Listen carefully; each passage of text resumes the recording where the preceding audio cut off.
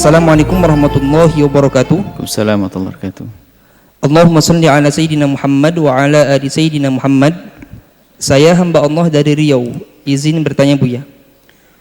Saya sering dengar dari ustadz dan tokoh-tokoh masyarakat tentang hadis atau riwayat yang artinya barang siapa yang membaca Ahmad Rasulullah, Muhammadur Rasulullah berkali-kali pada Jumat akhir bulan Rajab saat khotib duduk di antara dua khutbah, maka gak bakal melarat dan miskin. Benarkah riwayat tersebut Buya? Dan bolehkah kita mengamalkannya? Terima kasih Buya. Bismillah. Apa? Ahmad Rasulullah wa Muhammad Rasulullah.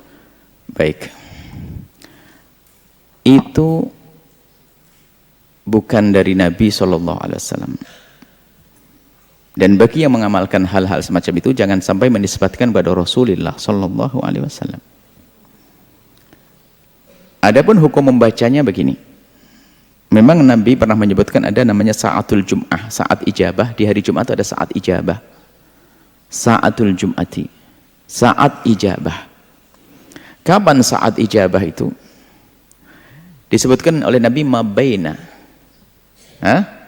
ayyajlisal khatibu, mabaina ayyajlisal khatibu, waktu duduknya khatib, hatta tuqdas sholatu, sampai selesai waktu sholat. Artinya waktu khatib berada di atas mimbar itu adalah waktu yang dikabul doa. Para ulama mereka dengan ilmu. Bagaimana kita berdoa? Bukankah di saat kita bersama khatib itu kita diperintahkan untuk mendengar? Karena ayat Al-Quran wa idza quri'al Qur'anu fastami'u lahu wa ansitu. Itu wa idza itu adalah idza quri'al fastami'u lahu, ini adalah urusan khutbah. Sehingga kalau ada khutbah kita dihimbau mendengarkan khutbah. Lalu bagaimana kita berdoa? Sehingga kalau kita membaca kitab-kitab para ulama menjelaskan, maka disimpulkan, dikerucutkan, dianjurkan, disunnahkan membaca doa, dan itu saat-saat yang dikabul oleh Allah.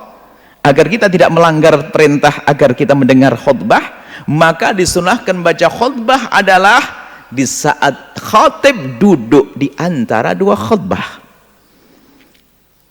Ini jadi membaca doanya kita lah di waktu khatib duduk di antara dua khutbah. Itulah, coba Anda baca kitab-kitab di saat khatib duduk di antara dua khutbah, ini adalah saat. Ini sesuai dengan hadis Nabi SAW. Doanya apa saja, tidak ada batasan doa yang diajarkan Nabi. Doa apa saja, membaca apa saja, boleh membaca zikir. Kalau baca Muhammad Rasulullah, Ahmad Rasulullah, saat itu boleh.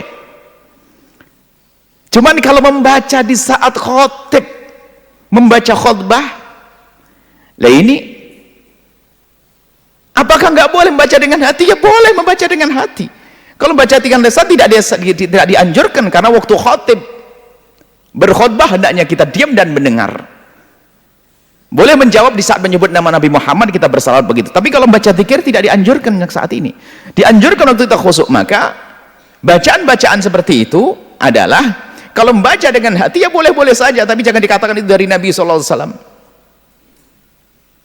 Jangan dikatakan dari Nabi SAW. Loh, ini kan ditulis oleh ulama. Yang penting jangan katakan dari Nabi. Ulama mungkin istimbatnya daripada tadi, itu saat yang istimewa untuk berdoa-doa, berzikir. Berzikir di saat antara khatib duduk di antara dua khutbah. Nah, kalau kita membaca zikir ya, di dalam madhab kita Imam Syafi'i, kalau ada orang ngomong waktu khutbah, madhab kita saja yang mengatakan tidak haram. Jumhur mengatakan haram kalau kita membaca omongan. Tapi kalau zikir menjadi tidak. Akan tetapi apakah dianjurkan? Tidak dianjurkan. Dianjurkan mendengar. Idza quri'al Qur'anu, itu adalah urusan khutbah. Maka himbauan kami sesuai dengan yang kami fahami, di saat khotib di mimbar, diam, dengar khotib. Kalau ingin membaca doa waktu khotib duduk di antara dua khutbah, atau waktu khotib belum berbicara, Anda membaca doa sebanyak-banyaknya, karena saat itulah sa'atul jum'ati, sa'atul ijabati. Maka kita tidak mengatakan, oh itu batil mutlak yang dikatakan ulama, itu enggak, karena itu adalah bab zikir. Cuman kita beri petunjuk sesuai dengan yang kami fahami, yang terbaik apa sih waktu khutbah ini. Dan kami himbau kepada siapapun, jangan gampang menisbatkan pada Rasulullah. Ada orang punya solawat, buat solawat sendiri misalnya, langsung dikatakan solawat ini disuruh oleh Rasulullah baca. Ya nggak boleh, wong saya buat solawat. Ini adalah ada semacam misalnya, kalau Anda menyusun sebuah solawat, memang betul Nabi Muhammad kan menyuruh kita bersolawat, tapi jangan berkata Nabi Muhammad menyuruh membaca solawat, ini namanya tadlis, ada semacam penipuan. Atau doa ini dari Nabi Muhammad. Kalau mimpi, katakan mimpilah seperti ini. Biasanya amalan-amalan yang sering didapat dari orang-orang soleh itu bukan dari Nabi, tapi bisa jadi itu namanya ilhamat. Nah, ini bicara ilham, maka jangan gampang mencaci juga. Cuman himbauan kami mengamalkan ada yang lebih jelas lagi. Ilham itu begini, mungkin ada seorang minas solehin, dia bermimpi atau ketemu Rasulullah dalam mimpi mengatakan, saya diperintah oleh Nabi untuk membaca ini berapa puluh kali. Kemudian misalnya perintahnya pas di waktu Jumat. Nah, ini kalau perintah Nabi ini di waktu Jumat, waktu khutbah Jumat misalnya kayak ini, kalau seandainya ini dari mimpi, itu harus sampaikan saya dari mimpi. Nggak boleh langsung mengatakan barang siapa membaca ini langsung mendapatkan begini. Dari mana ini? Siapa yang ngomong begitu? Nabi, loh, Nabi dusta atas nama Nabi, falyatabawa maq'adahu minan nar, nyiapkan dirinya masuk neraka. Nggak boleh berbohong atas nama Nabi. Tapi bisa jadi, makanya jangan suudzon kepada orang-orang soleh yang memberikan ijazah-ijazah. Bisa jadi itu bab ilhamat, atau memang mereka bertemu dengan Nabi. Ingat, semua ilham itu kita tidak wajib mengikuti dan tidak wajib percaya. Kalau percaya, Anda boleh, asalkan tidak bertentangan dengan syariat. Ada orang mimpi ketemu Nabi, apakah boleh kita ikuti? Boleh kita ikuti asalkan tidak bertentangan dengan syariat zahir. Sebab yang kita ikuti zahir, bukan mimpi.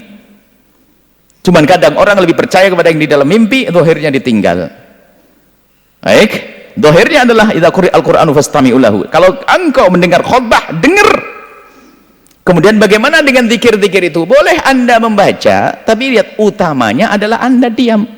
Oh, ini keutamanya begini-begini. Wallah alam, masalah keutamaan dari mana sumber itu? Ini ulama ini mengatakan, lah mungkin itu bab ilham. Ilham Anda percaya boleh, tidak boleh.